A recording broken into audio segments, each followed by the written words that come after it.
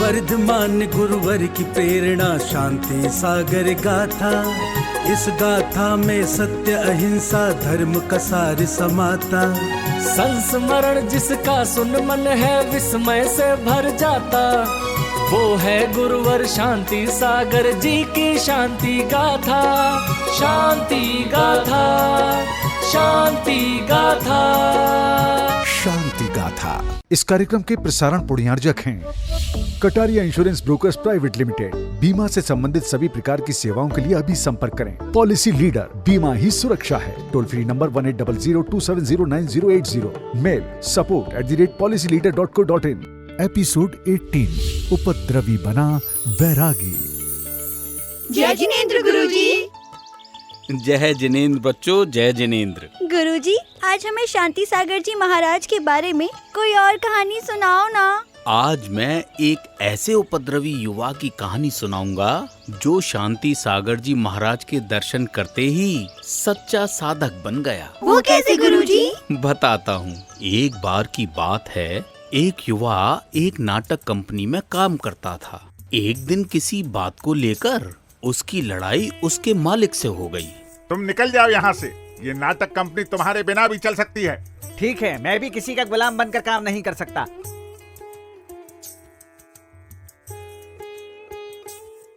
नौकरी तो चली गई, अब मैं क्या करूंगा? अपना जीवन यापन कैसे करूंगा? ये ठीक है, मैं भी इन लोगों की तरह साधु के वेश में भिक्षा मांगकर जीवन बिता लूंगा।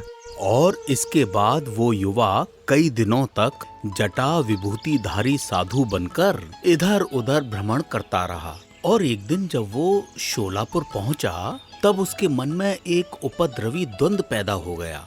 ये दोहरा जीवन जीने से तो अच्छा है मैं समाज पर सीधा हक जमा कर अपना हिस्सा छीन लूं।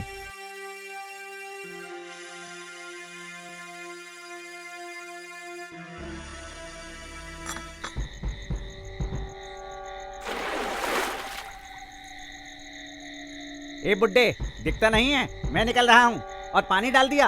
अरे बेटा, मैं तो अपने घर की दोहरी धोकर पवित्र कर रहा हूँ। आज गुरुवर शांति सागर जी महाराज जो आने वाले हैं। वो देखो, शांति सागर जी महाराज आ गए। शांति सागर जी महाराज की जय। जयकारा गुरुदेव का जय जय गुरुदेव। जयकारा गुरुदेव का जय जय गुरुदेव। ये युवक कौन है? ये तो गुंडा है महाराज, गुंडा। किसी के बारे में ऐसी धारणा बना लेना ठीक बात नहीं। शुभ कर्मों का बंध होते ही सब ठीक हो जाता है। गुरुवर की शांत मुद्रा देखकर उस उपद्रवी युवक के अंदर ऐसा परिवर्तन आया कि उसने जैन धर्म का अध्ययन शुरू कर दिया। उसकी वेशभूषा भी साधारण कुर्ता पजामा हो गई और वो कुछ ही दिनों में गुरु शरण में जा पहुंचा।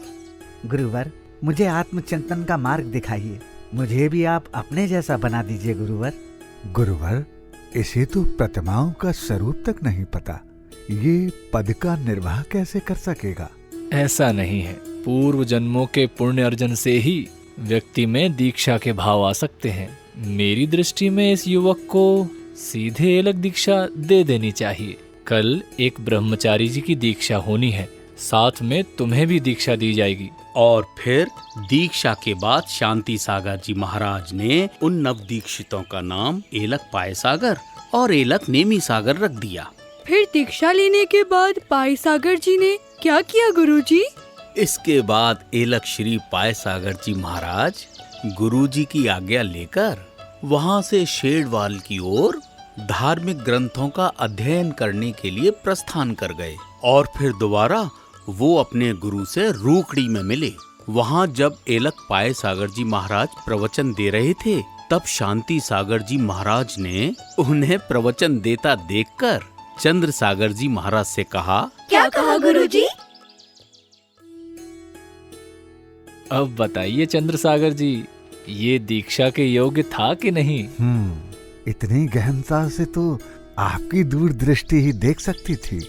और इसके बाद उनके तीव्र पुण्य उदय से सन 1929 में सोनागिर तीर्थ क्षेत्र में पाय सागर जी महाराज ने दिगंबर मुनि दीक्षा भी धारण कर ली। फिर इस कहानी में आगे क्या हुआ गुरुजी? ये कहानी अब यहीं खत्म हुई। आगे आचार्य शांति सागर जी महाराज की शिखर जी की तीर्थ यात्रा के बारे में बताऊंगा। ठीक है गुरुजी। जय जिनेंद्र। जय जिनेंद्र, जय जिनेंद्र। शांति गाथा, शांति गाथा।